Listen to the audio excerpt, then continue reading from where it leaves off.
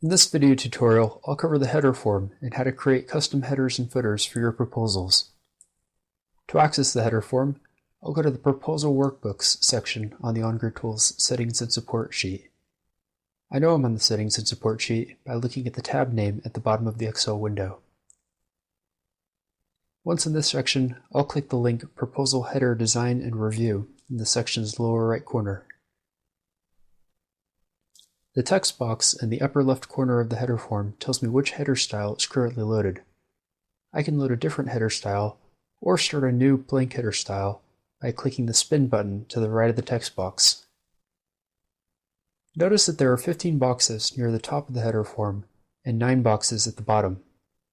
The boxes show the layout and content of your header style as it will appear in a print preview of your proposal template.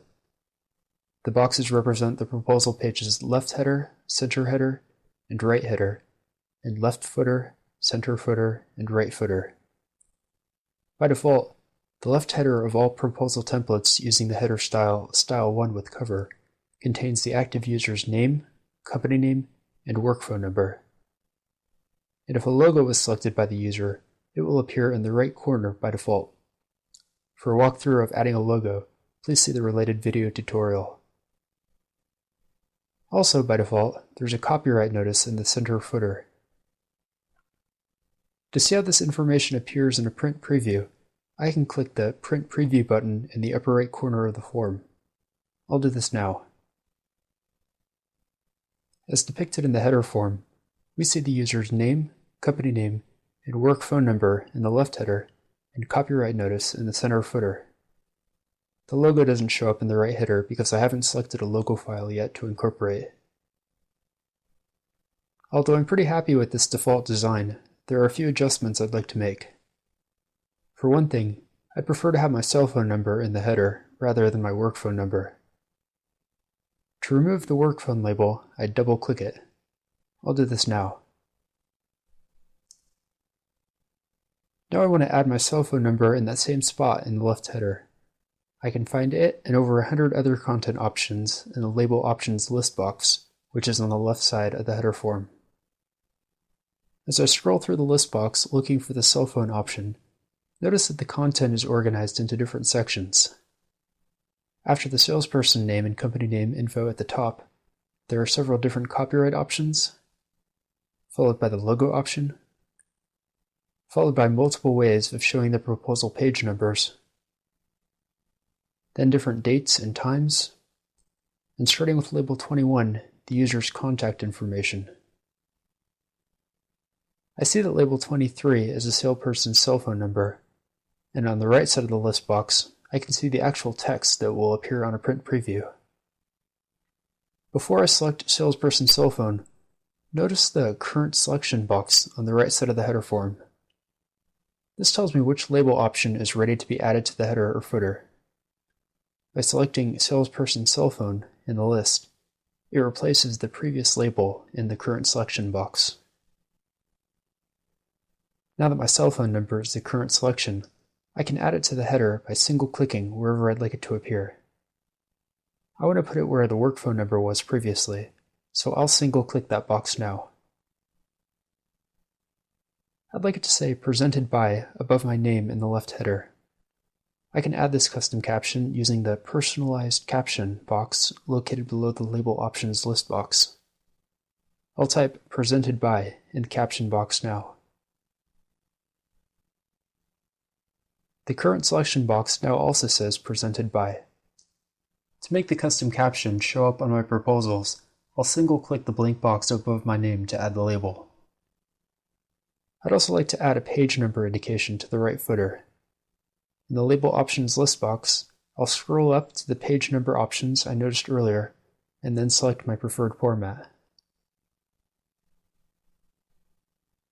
Now that my preferred page number format is the current selection, I'll single-click the third box in the right footer. If I click the first box instead, the page number would appear closer to my proposal page's content and further from the page's bottom edge. If you ever want to add or remove a label and forget when to single-click and when to double-click, refer to the Info tab in the multi-page to the right in the Label Options list box. Now that I've updated my header design, I'd like to see another print preview. I'll click Print Preview in the upper right corner of the form. It now says Presented By at the top of the left header, and my cell phone number shows up below my company name. And the page number appears in the right footer and the format is selected. Now that I have my preferred content in place, I want to go through the format settings for this header style to fine-tune how the header and footer content shows up in the print preview. These settings are in the multi-page in the middle of the form. I'll first select the Page 1 tab. Depending on the customer, I either print out a short, concise proposal or a longer, more detailed proposal. I use a cover page for the longer proposals. Since my name, company name, and logo is displayed prominently in the middle of the cover page, it would be redundant to have that information in the header as well. So for header styles used for proposals with cover pages, I want to make sure the checkboxes on the Page 1 tab are unchecked for Include Header on Page 1 and Include Footer on Page 1. As the name Style 1 with Cover suggests, the current header style is meant for proposals with cover pages, so I'll leave these checkboxes unchecked. Now I'll go to the Font tab. On this tab, I can change the font type of the header and footer content, change the font size, and make the header and footer text bold. It's hard to know if I should make adjustments on this tab without first comparing the header's appearance to that of a typical proposal page's main body of text. For this, I'd want to see a print preview of an actual proposal, which can be created using the template form or the print form. Clicking the buttons Go to TF and Go to PF at the top of the header form will open the template form or print form, respectively. To help me decide if I should adjust the font size, I just went to the template form and made a print preview of a proposal that uses the header style I'm currently working on. Here's a preview of a page in that proposal. The header text on this page is a little bigger than the non-header text, but I prefer it that way. I'm happy with the header content size and font type and have no adjustments to make on the Font tab. I'll now go to the Margins tab. The options on this tab primarily relate to how the header and footer appears relative to the page's edges and its main body of text. Unless the Override Sheet Margin Settings checkbox is checked, these settings are not applied to proposals that use this header style. I'm going to keep the box unchecked. For more on what these settings are and how to adjust them, please see the video tutorial on adjusting page margins. I'll move on to the multi-pages left-right tab. The header content might not line up properly with the page's content. To get it flush, I can adjust the spacing to the left of the left header and footer and to the right of the right header and footer. To help me decide if I need to adjust the spacing, I'll take another look at the print preview.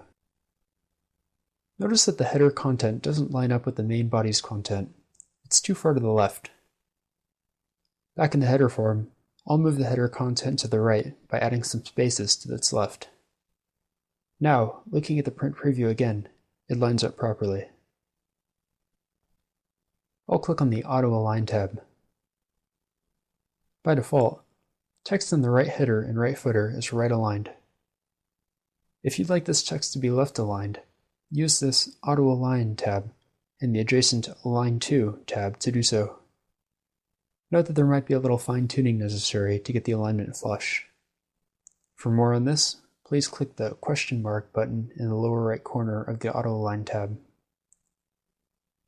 For a walkthrough of the logo tabs on this multi-page, please see the video tutorial on adding a logo. For the header style, Style 1 with Cover, I've changed what content will print, and I've confirmed that the content will show up as I want it to. To edit another header style, I'd select it using the Spin button in the form's upper left corner. To start a new header style, I'd select New Header Rename Me, design it, and then give it a more meaningful name. I'll close the header form by clicking Close in the upper right corner. I could have also clicked Escape on my keyboard to close it. After closing the header form, I'm going to Save User Data. This needs to be done before I close the OnGrid tool, or else my changes in the header form will be lost. To save user data, I can click File in the Excel menu and then click Save. Then I'll click Save User Data. That does it for this video tutorial on the OnGrid Tool's header form and adding your own custom header styles. Thanks for watching.